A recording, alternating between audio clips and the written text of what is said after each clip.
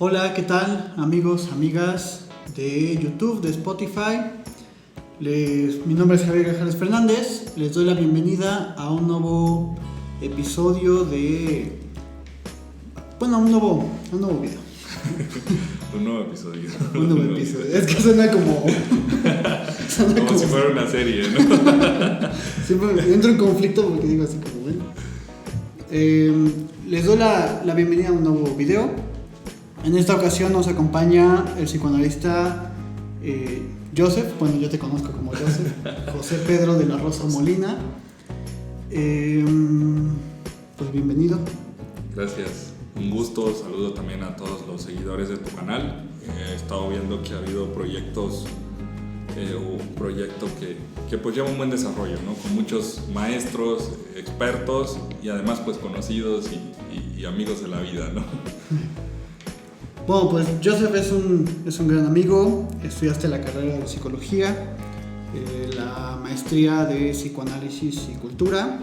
Actualmente se dedica a la docencia y a la clínica. El tema que teníamos planeado para hoy es acerca de el psicoanálisis y las instituciones, pero que queríamos centrarnos un poco, platicábamos antes tras bambalinas, que sería bueno dedicar algunas palabras sobre las universidades como institución, ¿no? Entonces, ¿te gustaría agregar algo? Pues, comenzando. Sí, creo que, bueno, primero que nada agradecerte la invitación, ¿no? También, pues, eres un amigo de años ya, ¿no? Desde que empezamos pues con todo este rollo del psicoanálisis. Recuerdo bien que pues éramos estudiantes todavía de psicología y que pues una de las cosas en las que coincidíamos, ¿no? Era en pues en qué tan difícil puede ser que el psicoanálisis tenga un lugar dentro de la institución educativa. Desde luego que la teoría, el propio Freud no menciona que pues una de las cosas imposibles es institucionalizar, ¿no? El psicoanálisis, lo cual no quiere decir que pues su discurso no tenga, ¿no? Un lugar dentro de la universidad, pero pareciera que sí, ¿no? Pareciera que cuando uno como docente, como maestro, habla de psicoanálisis en la universidad o inclusive lo menciona, pues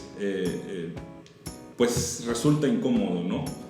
Resulta incómodo pues que el maestro pues hable de Freud, ¿no? Porque además se enseña el psicoanalista se enfrenta, ¿no? En la institución a muchas mitologías, a un Freud deformado por la propia psicología, un Freud que se enseña como un desarrollista, ¿no? Donde, bueno, no se ven las fases, ¿no? De la sexualidad de las que Freud habla, sino que más bien se ven etapas por las cuales el infante, el niño, tiene que pasar. Y entonces, pues cuando uno llega a proponer un discurso psicoanalítico, pues los alumnos dicen, es que eso no es lo que para mí es Freud, o lo que a mí me enseñan. Entonces, me parece que primero que nada es importante señalar esto porque pues los que conocen a Freud, pues lo conocen por comentarios, ¿no? Muchas veces de profesores que no lo han leído, ¿no? Sí. O en este caso, bueno, ahora tenemos un problema mayor, que es una serie que habla de un Freud, pues que no es Freud, ¿no? La serie de Netflix, ¿no? Sí, o sea, dices, llegamos hasta ese extremo, ¿no? Y entonces lo complicado muchas veces me parece que es cómo empiezo a hablar, ¿no? Cómo enfrentarme a una comunidad estudiantil donde pues además todo está predeterminado, ¿no? Ya por un sistema de pensamiento. Claro. Algo que dices muy, muy importante es, Freud aparece, y me parece que no solo nos limitamos a la cuestión universitaria, pero Freud aparece prácticamente en todos lados, ¿no? O sea, mencionabas muy bien esta serie que ha sacado Netflix sobre Freud, ¿no? Que en realidad no tiene nada que ver con Freud, pero aparece, ¿no? Y también en las universidades aparece, en los programas de estudio, en los libros de psicología general, en los libros de teorías de la personalidad. Y a mí siempre me ha llamado la atención quién es ese Freud que aparece ahí, ¿no? Y no me refiero, para la gente que nos está escuchando o viendo, no me refiero tanto a Freud como persona, ¿no? Que eso es lo que a veces pasa, ¿no? Que es que defienden a Freud, la persona, y dicen, no es Freud la persona, o sea, a mí me da igual ese viejito que fuma puro, o sea, me da igual. A mí lo que me interesa es rescatar el pensamiento y ver si ese pensamiento está presente, ¿no? Y me parece que en estos libros de teoría de la personalidad, psicología general, la serie de Netflix, aparece el nombre de Freud y aparece una representación ahí de la imagen de cómo era Freud y todo, pero no aparece el pensamiento freudiano.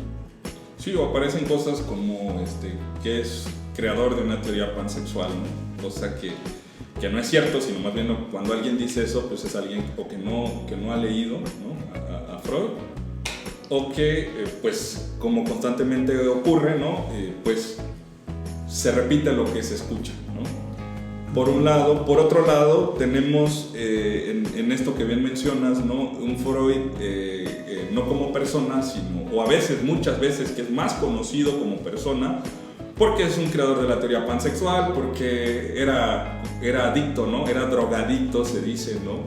Adicto a la cocaína, porque en él se fundamenta, ¿no? En su teoría se fundamentan otras teorías que no tienen nada que ver con el psicoanálisis. De pronto vemos pruebas proyectivas, ¿no? Por ejemplo, y encontramos en las pruebas proyectivas conceptos como proyección, ¿no? El propio concepto de la proyección. Entonces es un concepto psicoanalítico creado por Freud en 1905, 1910, pero pues cuando tú lees, ¿no?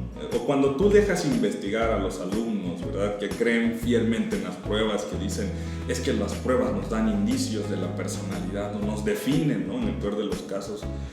Y les dejas investigar el concepto de proyección, pues encuentran otra cosa. Es decir, no es el concepto de proyección original, ¿no? Creado en la teoría freudiana, sino más bien hay una deformación ya, y pasa de ser un concepto propio del psicoanálisis a ser un concepto pues psicologizado, como si eso que se plasma pues tuviera una relación con la verdad y con algo pues que tiene que ser así, ¿no? Cuando Freud nos dice otra cosa de la proyección, claro. Cuando Freud jamás habla de pruebas proyectivas, pasa con esos conceptos como en el propio concepto de la sexualidad, ¿no? Hay quienes sí lo han leído, ¿no? Y dicen, pues sí, pero la lectura no es de una sexualidad, sino más bien de sexo.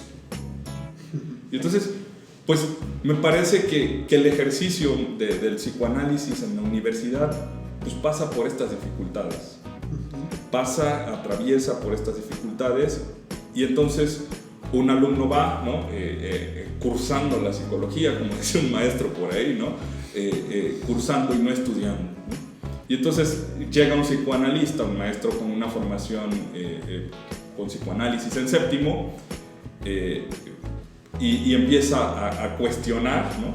A cuestionarlos, puede ser en séptimo, en décimo, cuando ellos dicen, ya nos vamos a graduar, ya estamos haciendo la tesis, voy a ser un licenciado en psicología.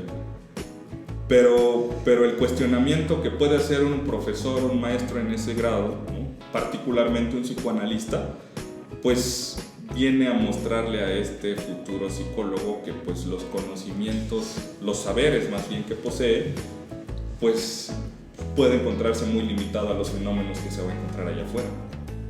O se encuentra uno estudiantes que pues no han pasado por un proceso clínico, pero están haciendo tesis sobre clínica, pero están diciendo que se van a dedicar a la clínica. Y entonces de pronto es normal que nosotros veamos allá afuera anuncios como lectura de cartas, ¿no?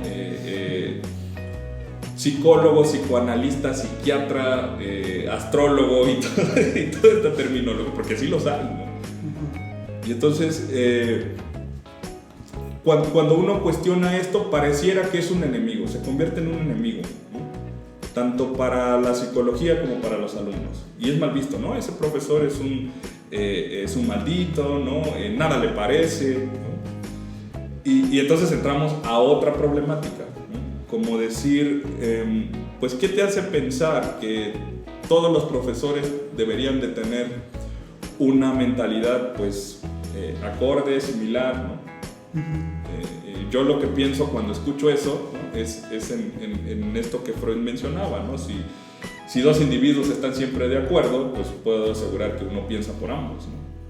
Y entonces el asunto aquí, pues, de estas dificultades, ¿no? Es porque el psicoanálisis causa incomodidad, porque es un discurso incómodo. Okay. Y bueno, ahorita entraremos como en ese tema, ¿no? Pero a mí me llama la atención lo que dices de cómo se saca de contexto cosas que él mismo decía, ¿no? Yo recién recuerdo encontrar en Facebook esta famosa frase de tú te encuentras a las personas que ya vivían en tu inconsciente, ¿no? Y entonces Freud dijo esa frase, dice, sí y no, o sea, dijo esas palabras, pero está articulado de una forma distinta, ¿no? O sea, se piensa como de, yo ya encuentro una persona que estaba predeterminada, ¿no? Por cierto destino metafísico y que no tiene nada que ver con eso. Lo que quiere dar a entender Freud es otra cosa. Por eso te digo, yo veo una presencia de Freud muy fuerte en las universidades, pero de la imagen de Freud, o sea, no de su pensamiento. Dices esto de, pues, porque es un pensamiento que incomoda. Y yo te preguntaría, bueno, ¿por qué incomoda? ¿Qué es lo que hace que provoca esto, ¿no? ¿Por qué se provoca este rechazo? Bueno, porque me parece que hay ciertos aspectos importantes, ¿no? Con la aparición de Freud. Es decir, la aparición de Freud no viene con esta intención de incomodar. Es decir, Freud no nació diciendo mi destino es incomodar a la humanidad. Sin embargo, lo hizo, ¿no? La creación, digamos, de toda esta teoría, ¿no? Psicoanalítica, pues tiene que ver con mostrar lo que aparentemente no se había querido mostrar. El psicoanálisis es eso, es pues una teoría que muestra lo oscuro o lo que se había mantenido como oscuro durante mucho tiempo. Es una herida al narcisismo de la humanidad, como fue la teoría de Darwin, como fue el descubrimiento de Copérnico, ¿no? Bueno, algo que aparentemente estaba ya determinado como una verdad absoluta. Y el psicoanálisis lo que viene a decirnos o a mostrarnos, pues, es que no hay verdad absoluta. Es un discurso que cuestiona, ¿no? Lo que ya está preestablecido. Entonces, en un sistema educativo, ¿no? Llámese cual sea, en México, en donde quieras, donde pues uno está ya predeterminado a pensar, a estructurar saberes, ¿no? que obedecen a un orden, pues cuando uno se encuentra con un psicoanalista, pues lo que no hay es justamente eso, no hay orden, sino que viene a ser un desorden, ¿no? Con todo lo que pues está presupuesto o lo que se cree. Un ejemplo claro, por ejemplo, son las tesis, ¿no? El problema de las tesis pues es formalizar, darle un formato a una investigación. Y cuando tú haces eso, pues de alguna manera pues manipulas lo que vas a encontrar. Es decir, las hipótesis pueden o no corroborarse, pero está el otro asunto de las normativas, ¿no? Como no puedes utilizar libros de más de 10 años, ¿no?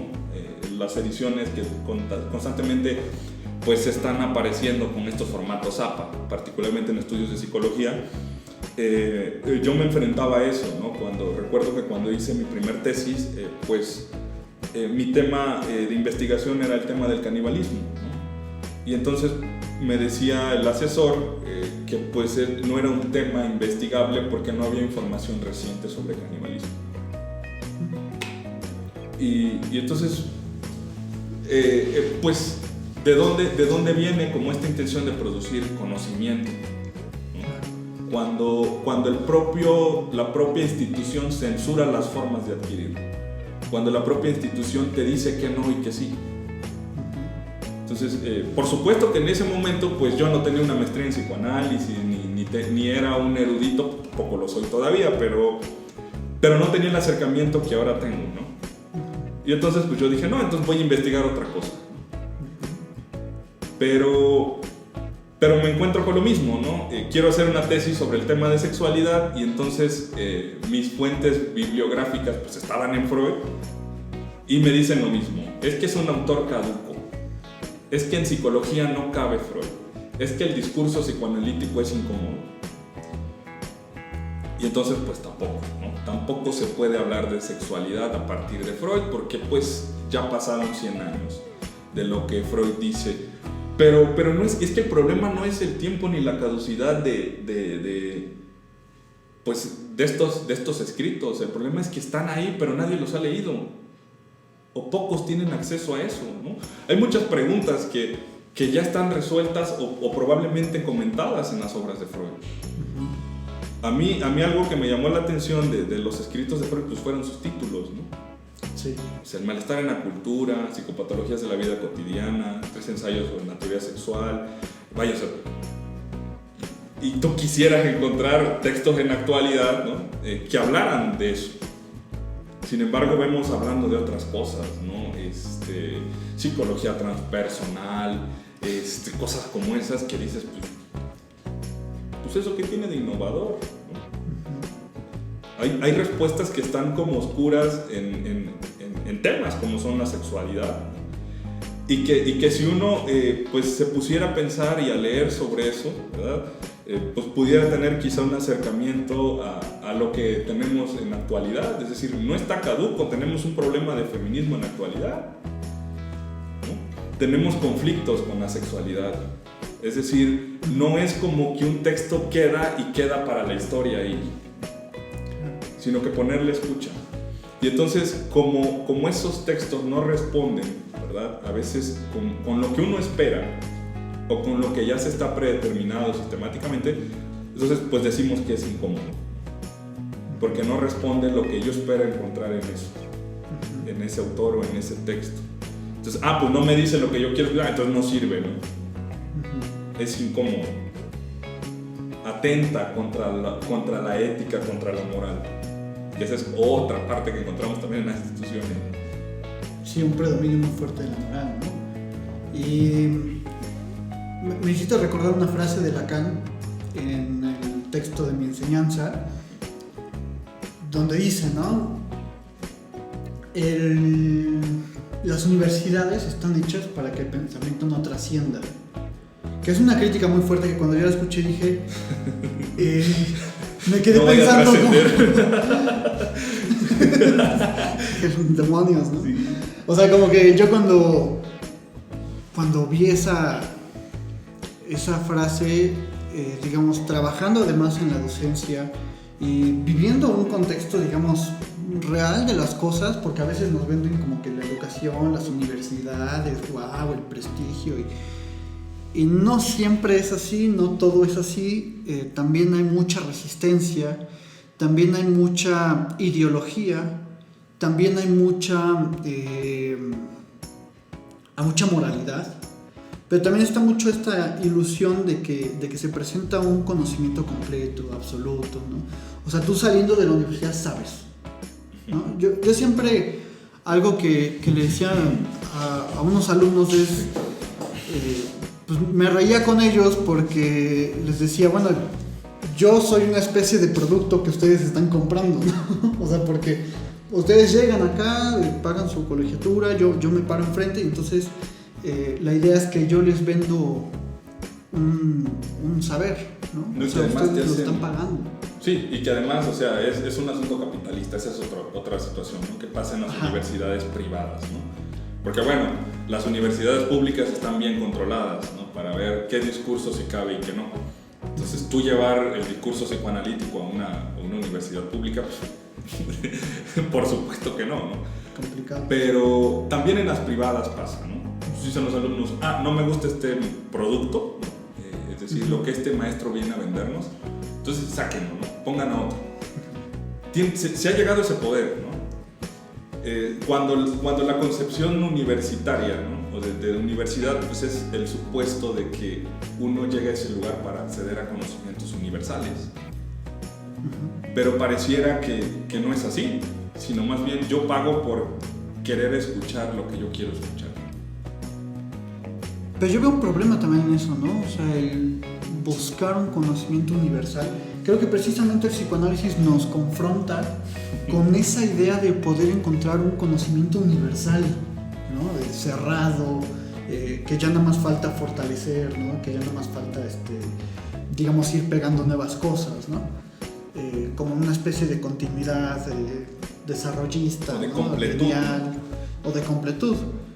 Y creo que eso es, por eso creo que me checa mucho esa frase de Lacan, porque dices, sí es cierto, o sea, está mucho esta idea de pensar valga la redundancia, pensar el pensamiento, ¿no? En términos de un progreso, de una linealidad, de una continuidad, y además que sirva, ¿no? Porque tú les estás dando un saber que les sirve a ellos para resolver fines que la sociedad exige, ¿no? Al final de cuentas, no hay un pensamiento provocador, o no hay un pensamiento disruptivo en todo esto. Sí, o sea, lo que se pretende más bien es como, pues, que los estudiantes llegan con esta ideología, y además las universidades les venden la ideología de que el conocimiento tiene que ser hacia el progreso, o que debe estar con miras hacia el progreso, ¿no? Entonces todo lo que se enseña en una universidad pues tiene que servir para algo, pero algo que está además proyectado hacia afuera, ¿no? Hacia una cuestión humanitaria, por supuesto que moralizado. Moralizado, claro. O sea, es como ilusorio, ¿no? Son las ilusiones que se te venden en una universidad, pero que cuando tú las cuestionas, pues causa cierta incomodidad, ¿no? Porque Freud también es alguien que pues nos muestra que pues la humanidad no es progresista, ¿no? Que más bien eso está en la cuestión ilusoria, ¿no? En la cultura, pero que nosotros, a pesar de que proyectamos eso ahí en la cultura, pues hacemos todo lo contrario. Es decir, de progreso pues no tenemos nada. La guerra, por ejemplo, un ejemplo claro pues es la respuesta de Freud al por qué la guerra, ¿no? Que justo dice, pues no hay progreso. O sea, la existencia de una segunda guerra mundial es la evidencia más clara de que pues no hay progreso. Que a mí me da mucha risa porque además siempre hay este desprestigio de Freud como científico, cuando Albert Einstein pues lo llama para dialogar sobre estos problemas de la guerra, ¿no? Y lo que dices es muy importante porque creo que en las universidades yo relacionaría el rechazo que se tiene contra el psicoanálisis con una presencia muy fuerte del humanismo. O sea, de los valores humanistas, del progreso, esta ilusión de una bondad humana intrínseca en su naturaleza, o sea, y al final de cuentas también lo que Foucault llamaba la persecución de una felicidad, ¿no? O sea, de que por fin podamos desprendernos de ciertas estructuras del lenguaje, de ciertas estructuras discursivas que nos someten, que nos atrapan, que nos anudan, que nos atraviesan, para poder encontrar la libertad humana, la felicidad, ¿no? Y todos estos valores que son muy valuados, ¿no? O sea, precisamente esa es la cuestión con los valores, que adquieren un valor, ¿no? O sea, que es una virtud ahí. Y que el psicoanálisis lo que viene a mostrarnos es precisamente lo contrario, ¿no? O sea, tú no escapas de todas estas estructuras que te determinan, que te encasillan, que te atraviesan. Uno no elige, por ejemplo, a quién ama. Y eso es algo que hace poco me preguntaban, ¿no? Oye, pero sí eliges de cierta forma a quién te gusta, ¿no? Y digo, pero no. ¿De qué forma, no? O sea, y entonces me dice, pero yo elijo, por ejemplo, que me gustan, o sea, yo puedo elegirte a ti porque me gusta tal cosa. Y yo decía, sí, pero tú eliges que esa cosa te guste. O sea, tú dijiste un momento así como de, yo creo que dentro de... O sea, yo voy, me meto en mi cabeza, ¿no? Y voy ahí como a un sitio de archivos, ¿no? Y saco ciertas características y digo, vamos, mira, esto quiero, ¿no? O que algo, o que algo te hace, te mueve, te motiva a elegir eso, o que tus aptitudes, ¿no?, están determinadas para estudiar algo, en el caso de la psicología, ¿no? Es que yo nací para esto, es que me gusta ayudar a las personas, ¿no? Es que tengo como una habilidad para escuchar. Y todos llegan con eso, ¿no? Todos los estudiantes llegan con eso, pero cuando el discurso cambia a un psicoanálisis, pues ya no tienen habilidad de escuchar.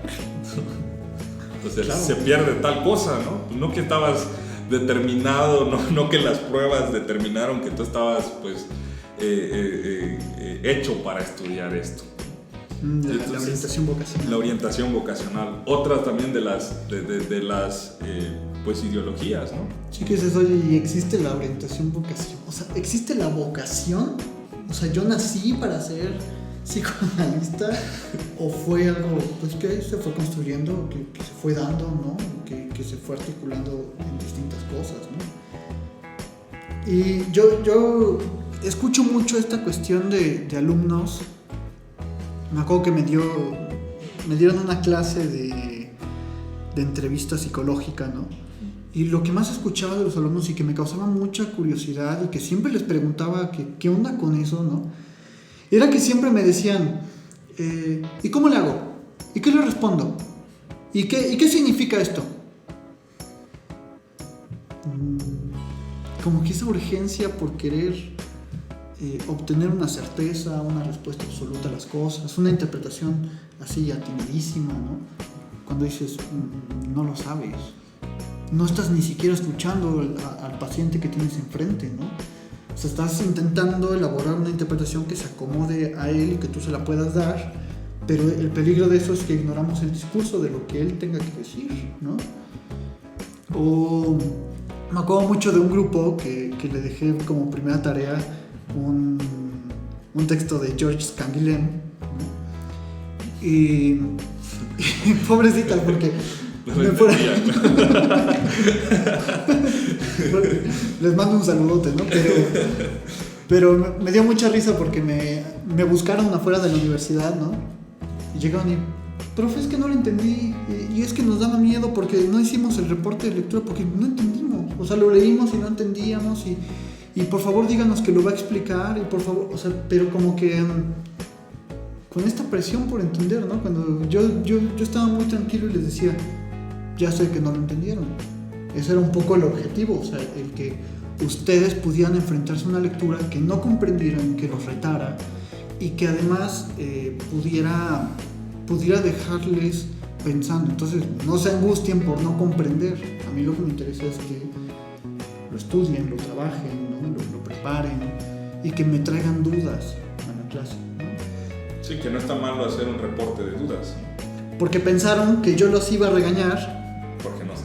Porque como que no sabes, ¿no? Yo decía, pues no, para nada, ¿no? O sea, que a veces eso nos pasa con estos textos súper complicados, ¿no? Que nos confunden tanto que nos incomodan y queremos comprender, ¿no? Y habría que decir, bueno, pues, llevemos las cosas con más calma. Sí, porque es que el anhelo aquí me parece es eso, ¿no? La ilusión de poder alcanzarlo todo. Cuando hablabas de los aspectos de estas prácticas que se ven, ¿no?, en la universidad, de Cámara Gesell, ¿no? vamos a practicar clínica, vamos a hacer role-playing, pues eso ¿para qué sirve? ¿No? Se hace con la intención de que pues, el estudiante llegue con herramientas, ¿verdad? Y se enfrente al paciente desde esta posición científica de la psicología como esa ciencia que da respuesta, ¿no?, a los fenómenos que le ocurren al sujeto. Pero lo que la psicología no tiene en cuenta pues, es que pues, cada sujeto pues, está determinado por N cantidad de experiencias y que por mucho que tú sepas, ¿verdad?, lleves años en la clínica, pues cada caso al que te enfrentes pues, va a ser un caso muy distinto.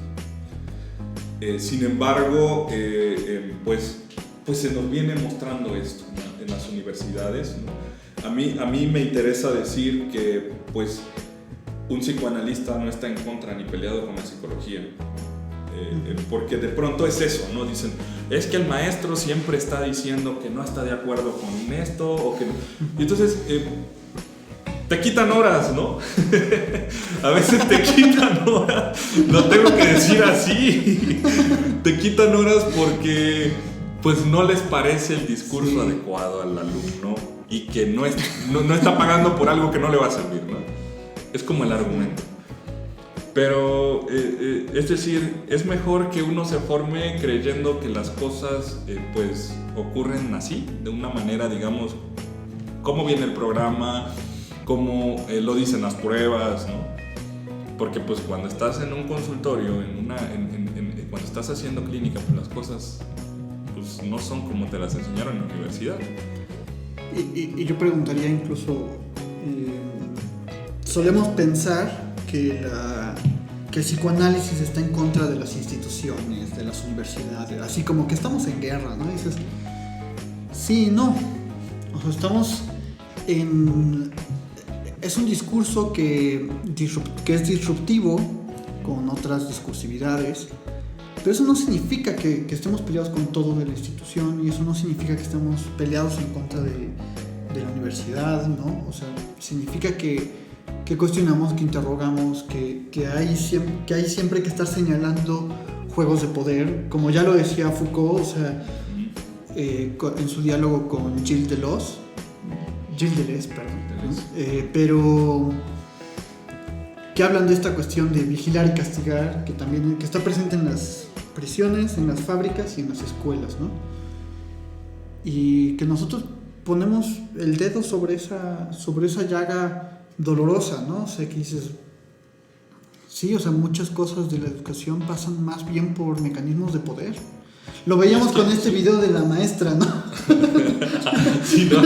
El panóptico en Facebook, en la plataforma, ¿no? La maestra que regaña a sus alumnos, ¿no? Ajá, de Durango, ¿no? De la Universidad de Durango. Que, o sea, yo subía un chiste incluso en el Facebook poniendo eso, ¿no? Vigilar y castigar, ¿no? O sea, como que la maestra que lo que le importa es si tiene o no la cámara prendida. Sí, que permanezca el aparato del poder, a través de la vigilancia o del castigo, y justamente uno irrumpe con eso y entonces pues todo se sale de control. Por eso el psicoanalista pues, no encaja en ese mecanismo de vigilar y castigar, ¿no? Y curiosamente yo en lo personal veo que muchos maestros viven eso, ¿no? O sea, conéctate, prende tu cámara, está atento, haz esto. Entonces, el pase de lista, ¿no? Por ejemplo. Y yo les digo, miren, si les interesa mi clase, si no les interesa, o sea, y curiosamente te topas con menos resistencia, ¿no? Y te topas también con alumnos que están muy abiertos, que también sienten mucha confianza y que también pueden preguntarse otras cosas si no estamos perdiendo el tiempo con estupideces, ¿no? Porque perdón que lo diga así, pero son estupideces, o sea. Sí, o que simplemente no pasas lista, ¿no? Y entonces hasta al alumno le parece extraño que no pases lista. Luego hasta ellos mismos te castigan. No va a pasar lista, ¿no? No va a pasar lista, ¿no? Profe, ahora es la captura, ¿no? Profe, su captura, no se le vaya a olvidar, ¿no? Pero... Luego te regañan ellos mismos. Eso es lo que a mí me causa así como, ¿qué está pasando con...? O sea, se supone que la juventud es como rebelde, ¿no? Y yo no veo rebeldía, yo veo sometimiento a todo este tipo de cosas, ¿no? ¿Por qué no estás siguiendo la planeación? ¿No? Y dices, es que la planeación que crees, porque también tiene mucho aspecto que va más por un lado de lo burocrático, que va más por cosas que ni checan, ¿no? Que nada más es cumplir un papel, llenar cosas y punto, ¿no? Y que no queda más que en eso, ¿no? Sí, porque la clase toma es un fenómeno que pues tampoco está preestablecido.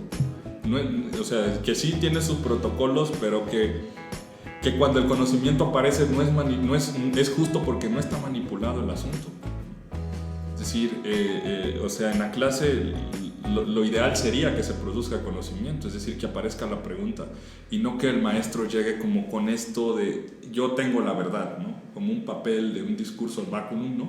Donde pues yo tengo la verdad, yo tengo la razón, si tú me cuestionas, entonces pues no eres bienvenido, ¿no?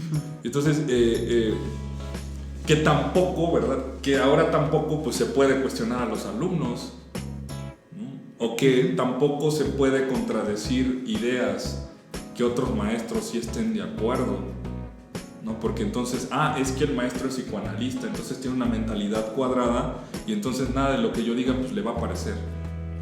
O luego ves alumnos, a mí lo que me llama la atención y me causa como curiosidad es entender o saber por qué pues los alumnos dependen de un amo, ¿no?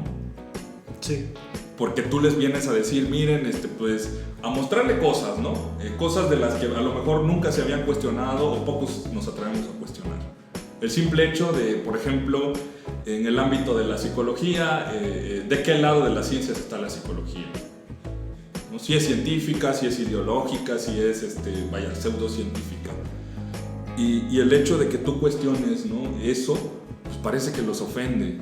Parece que, o sea, yo veo un problema grave porque entonces, es que otra maestra nos dijo que sí es científica, es que sí es ciencia porque esto. Entonces, ¿a quién le creemos, no? Como si todo fuera un asunto solamente de la fe, como si todo obedeciera un asunto de la fe. Entonces, te enfrentas a decir, es que no es un asunto así. Y caen en una circularidad, porque tú dices, tú puedes decirle, hazme caso a mí, y la otra maestra va a decir, hazme caso a mí, ¿no? Entonces, es como que dices, yo siempre lo que les comento es, ¿tú qué piensas? Tan fácil, pero tan difícil al mismo tiempo. O sea, ¿tú qué piensas, no? O sea, ok, tú escuchaste esto que yo dije y que la maestra tal no está de acuerdo. Y me parece estupendo que no esté de acuerdo, ¿no? Porque también esa es otra cosa, ¿no? Los psicoanalistas son dogmáticos y no, ahí defienden a su ídolo, como si... Bueno, yo aquí tengo pues, algunas fotos, ¿no? Pero no les pongo veladoras ni nada por el estilo. O sea, no le pongo nada de veladoras, ¿no? O sea, porque pues no dogmatizas. Al contrario, ¿no? Justamente creo que es un discurso que choca. Y que choca precisamente porque es disruptivo con estos dogmas, ¿no? A nosotros lo que nos importa no son la imagen de estos tres, ¿no? O sea, lo que importa son otras cosas, ¿no?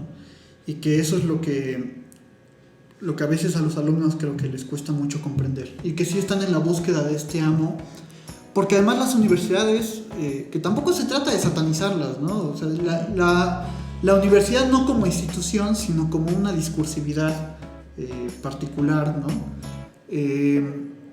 Que les enseña que deben recurrir a un amo y que tienen que ser reconocidos por otro.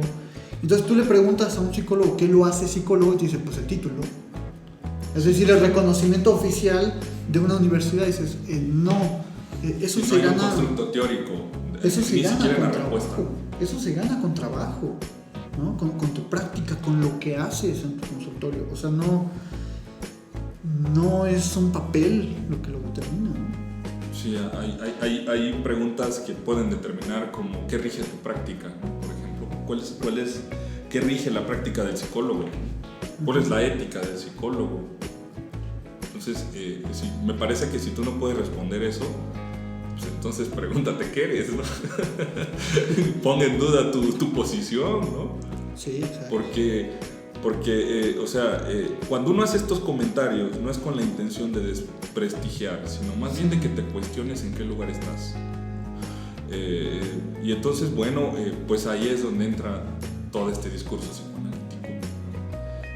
Y que curiosamente no es bienvenido, ¿no? O que a veces es bienvenido, ni siquiera bienvenido, mencionado, ¿no? Mencionado más bien pues a un asunto de conveniencia. El día del psicólogo, por ejemplo, vemos a Freud con globitos y ¡ay, feliz día del psicólogo! Y la imagen de Freud por todos lados, que me parece que es el único día que los psicólogos se acuerdan de Freud, ¿no? y yo iría todavía más lejos, diría, no es cierto, ¿no? Ni siquiera, ¿no? Ni siquiera. ¿Se acuerdan de un viejito con un puro que se tomó una foto? No se acuerdan de Freud. Freud está ausente en esos días.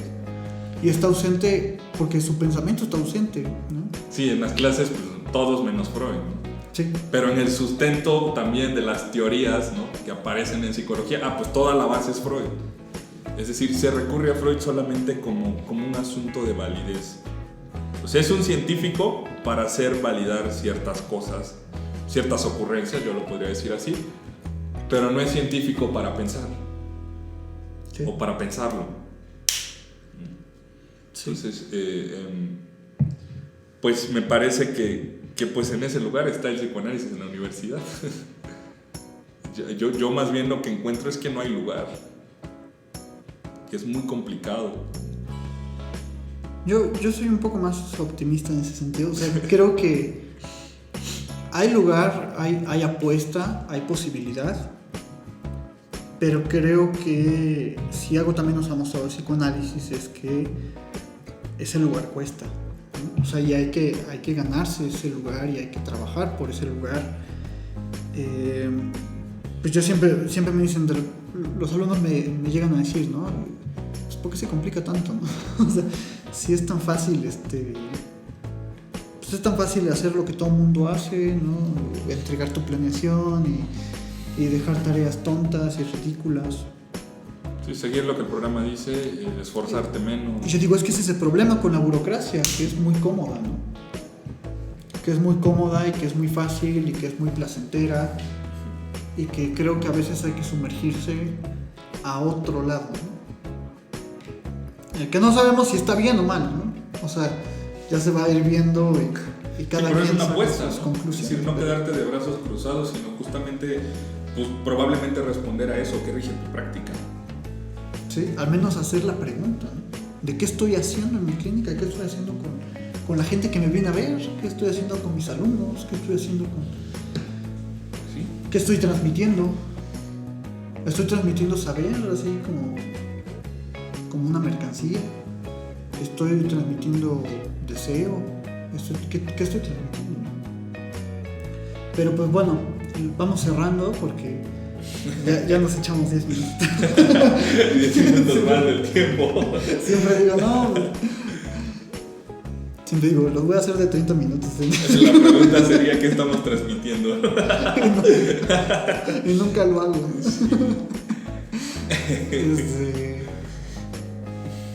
Pues sería bueno, a lo mejor, ya como para ir concluyendo, pues sí que abordáramos esta cuestión en otra entrega de esto que hablamos un poco de la universidad, del psicoanálisis, y que hablamos también un poco de la formación del psicoanalista, ¿no? ¿Qué tiene que ver en todo esto? Sí, porque también está como la idea de pues, quiero ser psicoanalista, entonces estudio psicoanálisis y ya. Como si el psicoanalista fuera solamente o única y exclusivamente producto de una teoría o de un estudio teórico, ¿no? Entonces es una pregunta que me parece interesante, ¿no? Porque en la actualidad tenemos pues muchas propuestas o que se venden como propuestas de cómo formarse como psicoanálisis, justo haciendo un lado pues el psicoanálisis, ¿no? Entonces la pregunta sería pues ¿qué se forma ahí, ¿no? ¿O a qué se le apuesta, ¿no? Cuando se pretende formarse como un supuesto psicoanalista, pues sin la teoría freudiana, sin el paso por una clínica, y apostándole pues solamente al discurso científico, ¿no? Pero un discurso científico que pues está de un lado pues equivocado, que apuesta más por una comprobación que por una metodología, por una teorización. Entonces creo que es muy grave, porque también hay maestros que llegan con este discurso a las universidades. o que hacen universidades, que hacen grupos de estudios y que, pues, bueno, que tampoco se trata de decir yo tengo la verdad absoluta, ¿no? Es decir, que nosotros somos los buenos, no, o sea, no. Porque yo pensaba, bueno, si dices que va por el lado equivocado, ¿cuál es el bueno? ¿No? La cuestión es que no hay bueno, ¿no? O que no lo podemos reducir a lo bueno y a lo malo. Exacto. Como algo de una cuestión moral, porque estaríamos cayendo en la misma trampa pues, que la universidad nos vende. Perfecto. Pues si te parece lo dejamos ahí. Creo que es sí. una muy buena afirmación para cerrar. Sobre todo me hiciste recordar de Nietzsche cuando dice esto de que aguas cuando combatas al monstruo, ¿no? No vaya a ser que te conviertas en él. Sí. Pero bueno, muchísimas gracias por escucharnos. Les recuerdo que pueden suscribirse al canal, pueden picar la campanita, pueden seguir. Ahí voy a dejar algún contacto tuyo, sí, para que si gustan buscarlo para cualquier cosa. Y también tienes una página en Facebook que se llama Línea Psicoanalítica. Estamos sí, también como Colectivo ARG. Y la página de Parresia, que ya tiene 20 páginas. Bueno, es que trabajamos juntos, ¿no? Tenemos años de trabajar juntos, de conocernos, de participar en diversos eventos, de coincidir, ¿no? Escribir, nos ha tocado escribir en los mismos textos, ¿no? Entonces, pues hay una cercanía con Javier bastante importante, de amistad, de trabajo. Y bueno, pues yo estoy muy agradecido porque pues este espacio se presenta constantemente, pero ahora, bueno, la intención es llegar a ustedes, ¿no? A través de, a veces es un poco complicado, ¿no? Porque de pronto uno entra al Facebook, es un Facebook personal, uno no todo el tiempo está pensando ni está siendo psicoanalista, y entonces dicen, pues este no parece el que escuché, ni el que leí, ni el que está en el consultorio, ¿no? Entonces, me parece que el siguiente capítulo pues, es importante precisamente por eso, ¿no?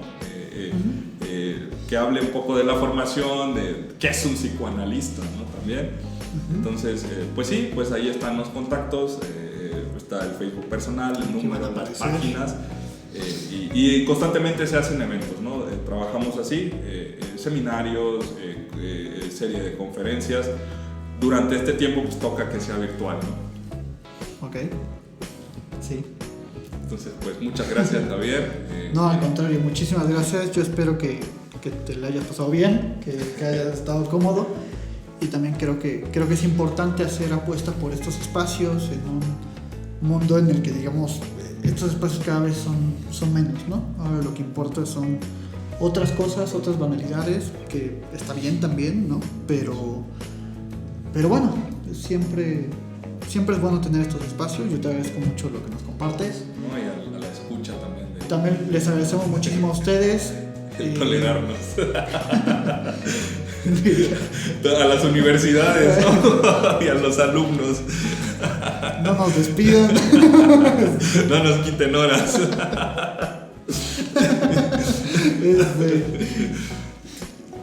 Pues muchísimas gracias. No dejes de escribirnos también qué piensas, cuáles son tus dudas, de qué te gustaría que habláramos. Y nos vemos la siguiente semana con video nuevo. Gracias. Gracias.